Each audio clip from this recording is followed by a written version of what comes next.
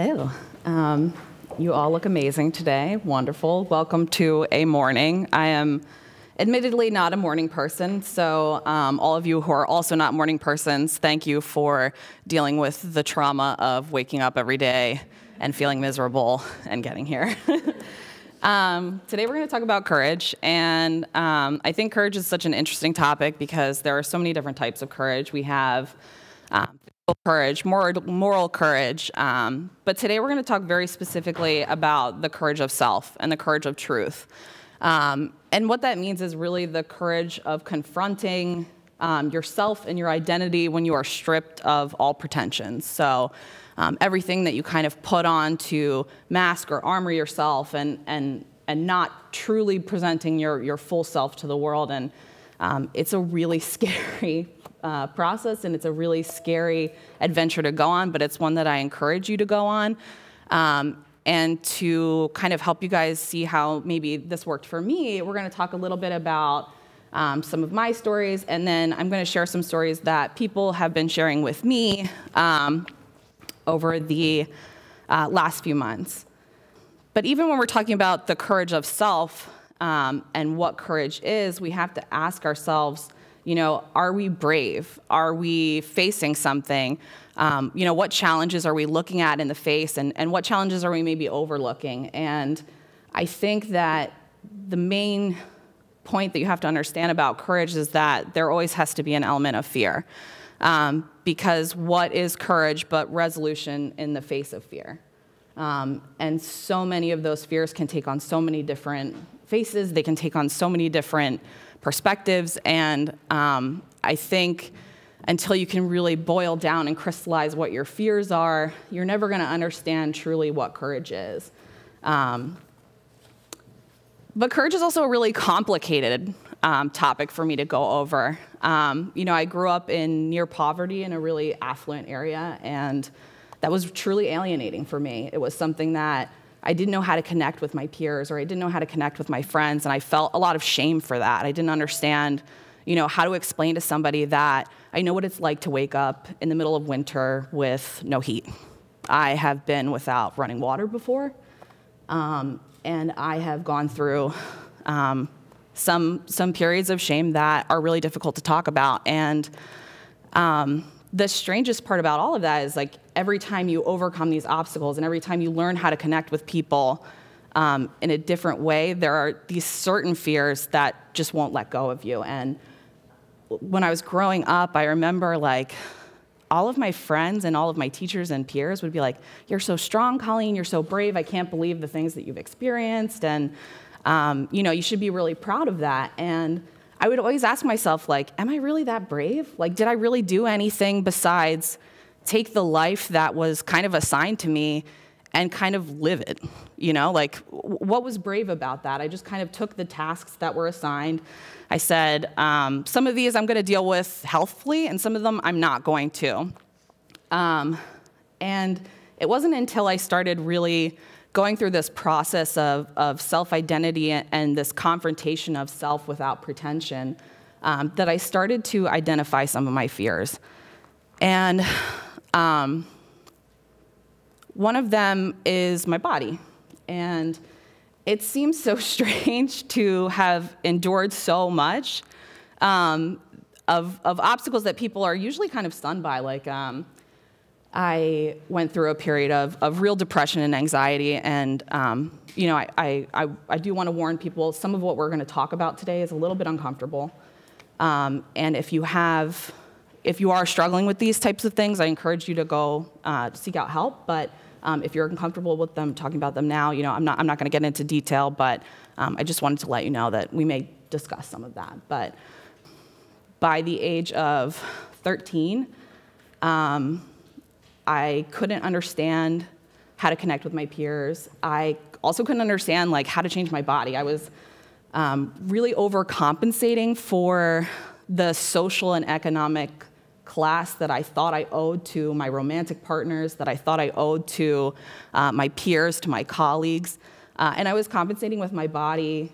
You know, I was very promiscuous, and when I look back at that now, I'm like, you go, girl. But at the time, like when you're a teenager, you're not really like equipped to deal with that, you know? But, and by 13, I had, you know, really unfortunately not sought the help that I needed, and I began to self-harm, and eventually that led to a larger event, which really has shaped who I am. I have my amazing, wonderful mother to thank for my recovery, who really pushed me to go seek help. And this is another reason that I think it's so hard to explain to people why I have so much trouble like accepting, like, I'm strong and I'm brave.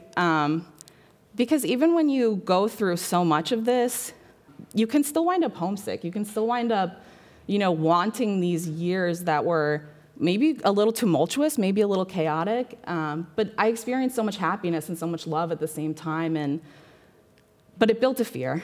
And I think the more that I looked at it, the big fear was isolation and a disconnection from the people around me. And it wasn't because of things that they did. It wasn't because, you know, I was ostracized in some way. It was just that when you feel different, you're always going to feel different, and it's kind of this lurking thing that like haunts in your peripherals, and you like just kind of catch it, and it's like this little freaking demon, and it's really hard to deal with. And when you also are dealing with body insecurity at the same time, or maybe you're experiencing some kind of gender dysphoria, or you're not understanding, you know, how to present your true self to the world, to kind of add that layer onto so many of these things can get really complicated. About 5 years ago, I was sitting in a conference room. It was my first like big job in the city, and I was really excited, and I was kind of assimilating, you know, like I wasn't really telling people that I had this kind of a bit of a dark past, and that I was coming from this place that was maybe not what they expected, and to some extent I regret not telling people that. You know, I could have made so many connections with people at this job, but I received a call from my sister, and she let me know that a neighbor that I grew up next to in my family home passed away in my backyard. And he was struggling with an opioid addiction, and unfortunately he overdosed. And the second part of that was that we had learned that a family member was with him at the time, and that that family member was also struggling with the same addiction. And in that moment, I felt for the first time truly disassociated with my body. And I couldn't breathe, I couldn't think, I couldn't imagine, you know, the kind of trauma that this is gonna bring to, you know, his family, to our family, and what recovery would ever look like, because I was still recovering from so much. And I did kind of the usual tactics. I ran away for a long time. I, you know, kept myself busy with work. I kept myself busy with, you know, projects. And then as these things do, they will catch up with you. And I was very fortunate. I have a very strong support system. You know, these things really, they happen, and they happen to a lot of people. And I went to my first Nar-Anon group session, and I was like standing at the steps of this kind of unremarkable church, and if you've ever been to like a group meeting, you kind of go into a gymnasium and everything is like unremarkable. There's like coffee that is like the most unoffending coffee. It's like kind of hot, but it's like, and then there's like a really unoffending snack. And it was so bizarre because I was standing there, and all the things that you're so scared of, like, I was like, people are gonna know now that like I'm not gonna pass anymore. I'm not gonna pass as like this normal person with healthy, like normal relationships. You wind up running towards them. Like, and as I was standing at the steps of this church, I was confronted for the first time with what I felt like was real fear, which was like, if I go in here, one, this is all very real, and two, this is now part of me. It's part of my identity, and it's something that I'm going to have to present to the world. But the second I walked in, I felt nothing but like this deep breath of relief. So like when you go into a group session like this, these pretensions that we're talking about, like the way that you might fashion yourself to appear, a little bit stronger or a little bit more put together, when you're in a group session, it becomes so totally irrelevant that like the only thing that matters is who you are and how you can connect with people. And the only thing I did that day was listen. I just sat and listened, and I just wanted to feel connected with people. And I really confronted two fears that day. One was that like my body was an inappropriate body in any setting. Like I was literally going into this meeting where like I was going to talk about something or listen to people who were talking about something that was so far beyond like, are they going to think that I'm fat? Like that was a real consideration that I had, which was like, will anybody take me seriously if like they think that I'm frivolous or that I don't like take care of myself? How can I take care of other people? And the second being that like I wasn't going to be able to just like scoot all this under the rug and show people that I was like just totally unoffending as well. And that was a really changing moment for me. I am very thankful for that, and I encourage anybody who is dealing with similar things to check out one of these groups. But what works for you, and what works for me, works for me. But so those are like kind of big, critical moments in my life, and they're less about my body than I think I originally intended this talk to be. But the funniest part about it is like I am really fortunate to have gone through such healing and really fortunate to have such a support system. And I'm really healed from all of those experiences, and I'm really excited to be the person that I am and to be able to kind of like, without blinking, tell stories like this. But I think the craziest part about it is like I still haven't confronted this fear of body. And when I think about things like, Colleen, you're strong, and Colleen, you're brave, I'm like, when I go into work and there's a client coming in, I literally used to draw little diagrams where I would be like, okay, if the client sits here, I'm going to sit here because I don't want them to be distracted by my weight. I don't want them to think that I don't know what I'm talking about because, maybe I have a little extra going on. I would worry that in job interviews, I wouldn't look the part, especially in the creative industry. I felt like I'm a little frumpy and I'm not too into fashion, and I tend to just kind of like crawl out of bed and like, this is what you're getting. And it's really difficult in an industry, I think, that like really sells a story. And how was I telling my story with like this body and this look that, I wasn't really sure about. And I think my first freedom was actually at a conference. It was a conference called LConf, if you're familiar, and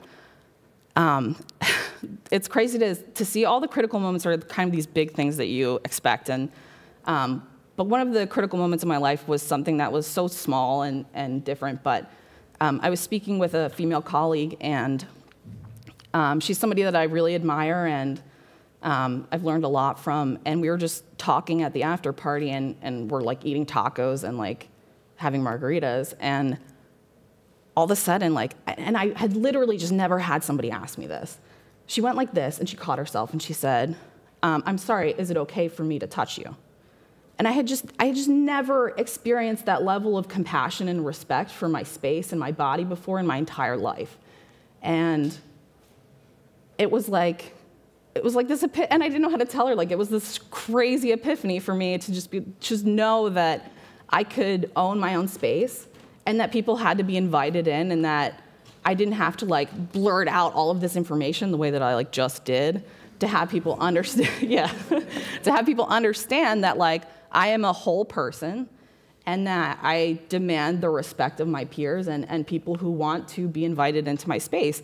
And that kind of power was something that I had never experienced in relation to my own body. And immediately after that, I started really exploring this topic of body courage, and how I felt like, my whole life was these kind of big challenges that I had to go over, but that my life was not remarkable. You know, like when I think about the story of my life, like everyone in this room has felt and experienced a trauma or a challenge as big as the ones that I've been discussing about my own. You know, they may not look the same, they may not feel the same, but you have experienced the same level of you know, adversity and attempting to kind of own your space. And it was after that moment I really wanted to understand how physical space affects your identity. And so I started collecting stories from people, you know, like, how do you feel at work? How do you feel about your body? Like, because your body carries so much information. Like, my body was just this kind of vessel to kind of communicate to people this long history of like experience and knowledge. And at this point, I was finally comfortable with calling it strength.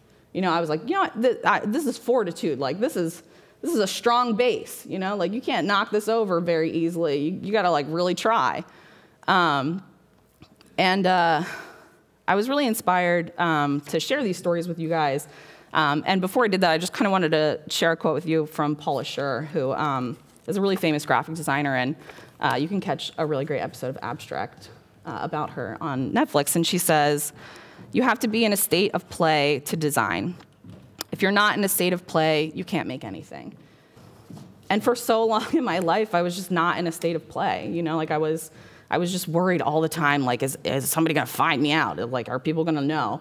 Especially at work. You know, I've been writing for a long time, I've been creating for a long time, and it wasn't until I felt that freedom that I could play and I could do. So that's enough about me. It's a lot about me. This was really a confessional, and so thanks for buckling in for that bumpy ride. But now I'm really excited, and I think one of my greatest joys in life is, I know that it's like not like sexy to be an extrovert, but like I really am. And I really like, I don't have to talk to anybody, but like the second I'm in a room with like a bunch of people, I'm like, I really like charging my energies. So I'm super, super excited to share these stories with you. Again, we're gonna talk about some uncomfortable topics.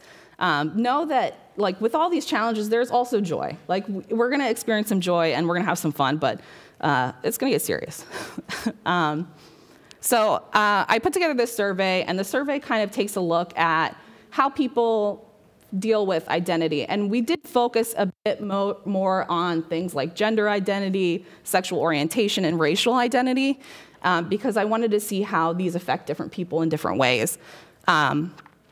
But for now, I just wanted to share some kind of big learnings from this. So we asked, has a coworker or someone you work in proximity to ever made you feel uncomfortable or unhappy about your body or personal image? And 44.2% said yes. That's not the majority, but I think that we should stop using the majority as a standard.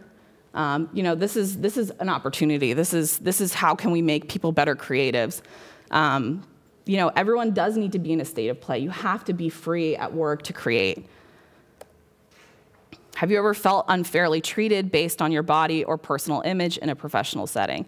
And again, 46.2% said yes. Have you ever witnessed harassment in the workplace? And this was the one that really stunned me, and I think we all suspect this, but it's just so disappointing to see. And 63% said yes. I also have seen discrimination. You know, I received a lot of stories about how, you know, people either felt discriminated against or had seen something that was discriminated against. We also asked, do you feel like you have the tools to deal with something like this if you were to witness it? And the answers were pretty mixed. I didn't see anything that was particularly positive or negative. It seems to be something that people are just generally overwhelmed about. And this is where I kind of get into the creative space in general. I said, have you ever felt pressured to adhere to a particular personal aesthetic at work, excluding a required dress code? And 53.8% said yes. So this is a really big one, and I think this is where we get into things like ideas like passing. You know, like passing is this idea that you can kind of assimilate and not necessarily bring your full truth to a place. It's also a word that we often use to explain people who are going through gender transitions, do they pass yet, or do they feel like they pass? And this idea of passing applies to so many different people, and if we're kind of requiring informally that people adopt this dress code or look a particular way, we're really kind of deterring them from entering that state of play. I don't apply to roles where I have to wear heels. I think that's such a strange rule. Like, who decided that women have to wear heels to work? It's the most uncomfortable thing in the world. So, does anybody, well, I know one person knows what this is. Does anybody else know what this is? Where my nerds at? So this is a Triforce. It is from a video game called Zelda. And it essentially is a symbol for power, wisdom, and courage. And for the rest of this talk, we're going to take 3 symbols, and we're going to change our power, wisdom, and courage to curiosity, empathy, and compassion.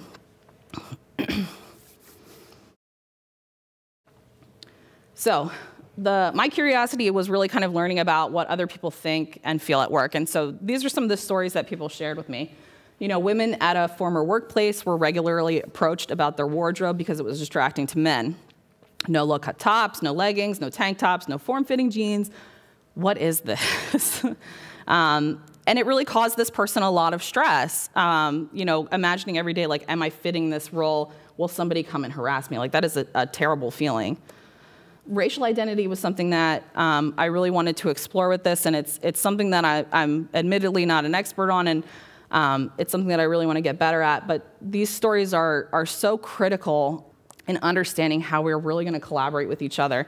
And this one really struck me. It's a woman who entered the story, and she describes, so many of these conditions where her hair is remarked on by coded language and just people not understanding the long history that, unfortunately, hair has just become this political, inherently kind of meshy thing. And obviously, I think a lot of this comes from ignorance. You don't need to talk about somebody's hair at work. It's just not a point of conversation that you need to discuss. But hair is really tough. I recently shaved off all of my hair, and it was really fun. But it also showed me just how much people think that they are entitled to talk about your hair to you. I really feel for this, and I've never experienced it quite to this extent, but it's something that we should all really be aware of and try to know and understand more of. And this is not, a lot of what we're looking at kind of disproportionately affects people who do not identify as cis male, but it is something that happens to everybody, and this comes from someone who identifies as a he, him, and he says, I'm overweight and I've been poked fun at. I laugh with them and hide behind a smile, but it truly does hurt. I can really empathize with this. Weight is a tough one to carry. I also got a lot of stories about pregnant women, or pregnancy in general. I can't emphasize enough how much a pregnant woman's body is not community property, and it's not something that anybody needs to remark. Yeah, this is real. I also thought it was kind of funny. Kudos to this person. That is, amazing. And again, weight goes both ways. People who are thin experience the same type of body shaming that somebody who, has a stature like me might. And this, again, these get so strange. I don't even know how to deal with some of them, but this person identifies as a she, her, and she says that as a naturally thin person, I've had a number of male coworkers make comments that I don't look like I eat bagels that much, pizza, donuts, etc. So definitely, this is not typical body shaming, but it is an instance where someone is unfairly judging a person's body at work, and it's just not the place that we need to do that. Also, the bottom part is so creepy, and it reminds me of Donald Trump. So we also asked about strategies. So what do you do to make yourself feel really strong and courageous and good at work? And these are some of the answers that we received. I try to find an article of clothing that makes me feel comfortable and makes me feel less dysphoric in the workplace. I also try to have accessories that are workplace appropriate so I can feel like I have an armor. I love this one so much. This was like of all the strategies I got, this was my favorite strategy because I really relate to this idea of like armor. I actually so when I shaved my head, I decided I was gonna buy a bunch of cosplay wigs and wear crazy wigs all the time. And they feel like a bit like armor, and you can just take on this new feeling of goodness. And this person identifies as a they, them. I just put this one in here because it makes me laugh a little bit, and I felt like we could use some levity. But this is real too. So this is a he, him, and he says, when I dress more casual, clients seem to be more receptive to me than playing white guy in a nice suit mode. The suit thing is really interesting to me because I think, if you're in a casual environment, people are like, did you have an interview? Or no, that person just feels good in a suit. Leave them alone. This is another one. I did make some updates to this because I am trying to protect people's anonymity here. So there are some editorial updates, just kind of changing the ambiguity of their partner. But this person says, I'm asexual, but value having a life partner enough to get married and enjoy sex with someone that I'm not enormously attracted to. So your spouse can definitely be a point of confidence for you. Your partner can be a point of confidence for you. Your friends can be a point of confidence for you. And engage your support system. This one, great. Honestly, people got really excited about the strategies, and I got really excited about that. But find a clothing combo that makes you feel comfortable and stock the F up.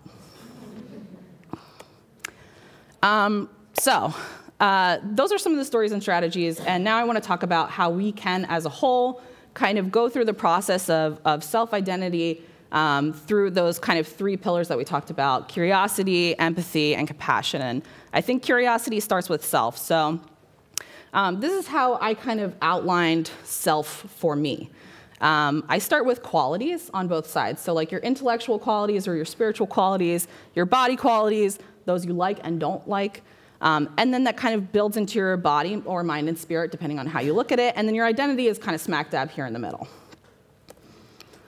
So to tell your own story, I kind of built this fun little project. So how many of you participate in discovery sessions or run discovery meetings?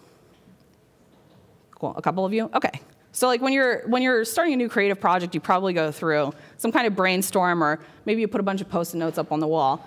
And I do that a lot at work, and I find it really fun, and it's exciting. It's a neat way. It's that state of play. And so I was like, well, can I do that with myself? And so I started the way most people do, which is I stood in front of a mirror and I stared at it for 10 minutes. And it was right when I had just shaved my head, and I was like, man, there's some cool stuff going on here. And I also saw some things that I wasn't expecting. I saw some really masculine features in my face that I was really excited about, and I was like, I didn't know that about me. That's really cool. I wrote down critical moments, a lot of those moments that I just shared with you, that I remember from my childhood. Write the good and the bad down. There's so much good that I can still remember. And then in a separate space, I started writing the things that I liked, things that I didn't like, habits that I had. I bite my nails a lot. I tend to ramble. But also things that I really liked about myself. I felt like I was a person of candor. I really like to be honest with people. I'm very direct. So declutter that. So take a look at your whole big list. Start removing stuff that's really not that important, like the actual stuff. So if you're I like racquetball, that's not a quality. It's a thing that you like. So what is it about racquetball that has to do with your identity? If you feel joy through physical activity, that's a quality about you. And so try to remove anything that's a stuff or was kind of just something you put up to fill space. And then associate those things with your critical moments. So when you have your critical moments up and you have all these qualities, you can start to see when you developed those qualities and when they became something that was kind of crucial to your identity. And then look for patterns. You'll start to see at this age, I started to become a little bit more comfortable with my body, or at this age, I really healed from this experience. Ask others. So this is something that we think about all the time at work. We're you should talk directly to somebody if you want to get to know them. Ask other people to describe you. Like, ask them, what do you think about me? What are the qualities that come to mind? It sounds kind of cheesy, but it can yield some really interesting insights, and then sleep on it. Like, this isn't an overnight process. It's not going to happen in a few hours. For me, it took like years of therapy and a lot of group sessions to get through. But I also did this really fun exercise with myself. And then finally, get to know your body. So much of your identity is carried in your body, and if you're afraid of that information, it's going to be really difficult to get to that center, to that core. So I actually started over the last few months taking like a lot of pictures of myself, like from different angles. Like I would check it out from here, which like I didn't share them. It wasn't like I take a lot of selfies. I don't care like what that makes people think of me. It doesn't matter. But like yeah, like love yourself. I don't know. Take a selfie. It doesn't matter to me. But I take a lot of them just to see like. Your body doesn't happen overnight, and once you can start documenting that progress, you'll start understanding a little bit more about yourself and what you're comfortable in, what you're not comfortable in, what you want to work on, what you're maybe really happy with. So do that. In the end, I learned one thing. I think for so long in my life, I was waiting for somebody to like give me an identity. You know, I was like, hey, do you see that I'm like really strong? Do you see that like I can do heavy lifting? I got all this stuff. And like this concept that I was talking about earlier, where I was like, it really fell flat for me. Like when other people be like, "You're really strong, Colleen," I'd be like, "I don't believe you." Like that's not a thing. But the more that I gave it to myself, the better it was. And that's really true for gender identity. That's really true for racial identity. You know, nobody can give you the identity you want. You have to kind of determine what it is, and you have to validate it yourself. Does anybody know who this is, actually? No? Oh, my God. Obviously a big nerd. This is Tank Penny. She is a builder. If you're into that kind of stuff, I am. And so Tank Penny is obviously a fictional video game character. But when I finally got to know my body, and I was dealing with, like, what does body positivity mean to me? Like, it's so often, like, people are like, she's probably really sassy and curvaceous. Like, I'm really not. I'm a really grumpy person. Like, I'm not that quick-witted. I don't know, like, I don't know how to, like, come back after something. And what I determined is 2 identity points for myself. One, I'm a shapeshifter. I change a lot. I wear a lot of different hair. My body goes through a lot of different phases. And 2, I'm a builder. And so Tank Penny is a constructor. She's a builder. That's her, like, guild. And I think she's such a perfect way to explain who I think I am. Because the builders have really high health. They have a strong base. And they have, like, a lot of cool weapons they can, like, swing around and, like, you know, kill zombies with. And I was really proud when I found this out. It takes a lot to push me down, and she doesn't fall down easily. And so Tank Penny is like, she's my lady. So let's talk about empathy. So understanding yourself is also understanding other people. You know, empathy is this kind of hot word right now. Like we use it to describe like the creative process in general, and you know, empathy as a skill. So you should treat it like a skill. And when you're talking to people, I think one of the key takeaways, and when you're trying to understand other people, is this phrase that I started thinking about. It was just amplify, don't interrupt. So I was reading this article. It was like things that Americans do or say that are like considered offensive in other countries. And one of the things that we do is like when we meet someone, we're like, hey, what do you do? What's your job? And apparently, like, other people think that's really weird and, like, kind of rude. And the editorial went on to say that it's rude because we're one of the few cultures that when we're talking to someone, we're trying to, like, root out and identify what we have in common. So rather than, like, an exchange of information. And when you're getting to know people, your first instinct is going to be like, let's root around and find out what we have in common because I can build a connection that way. And what you're going to find is you're going to pigeonhole people into your commonalities. And so when we say things like amplify, don't interrupt, it's learning how to have a conversation with someone that is purely an exchange of information. You don't have to have something in common with somebody to understand and find something really cool about them. So I kind of went through the same process here, where I was like thinking about all my friends and thinking about all my colleagues and thinking about all these people, and I was having these conversations about like, who are you, what do you like? And so I did the same thing. I went critical moments. I said, who are the people that have changed me? I wrote down the qualities and habits that I liked in people. I removed the clutter. I started to associate important qualities with people that I liked. And I looked for patterns, who was really changing me, who was really doing different things. And then I looked for these exchanges of information. So who taught me something new? Who taught me something that I didn't know before? And then think about your physical relationships with these people. So how do the people around you support an informed and positive relationship with your body and mind? So that's a really important question that I think everyone should ask themselves, especially at work. Do you feel like your spatial relationship with the people that you are in close proximity with most of the time of your life, is it positive? Do you need to change anything about it? And finally, don't underestimate the power of this phrase. So I think this was a tweet, and I would love to know whoever wrote it, but when you start to try and do this exchange of information, you might make a mistake here and there. And so don't underestimate the power of, thank you for bringing that to my attention, I will work on that. So you're going to make mistakes when you're talking to people, especially when you're talking about something as core and crucial as identity, especially when it comes to gender, especially when it comes to race. Thank you for bringing that to my attention. I will definitely work on that. Because your first inclination is going to be like to defend yourself. You're like, no, that's not. Thank you. That's it. That's all you got to do. And finally, have compassion. And that's forgive, don't forget. So I'm here to embarrass somebody a little bit. And I understand that I just threw so much information at you, information about me, information that I learned about other people, and information about finding your identity. And this is a quote, a little dialogue from the TV show The Wire, which I admittedly don't really watch.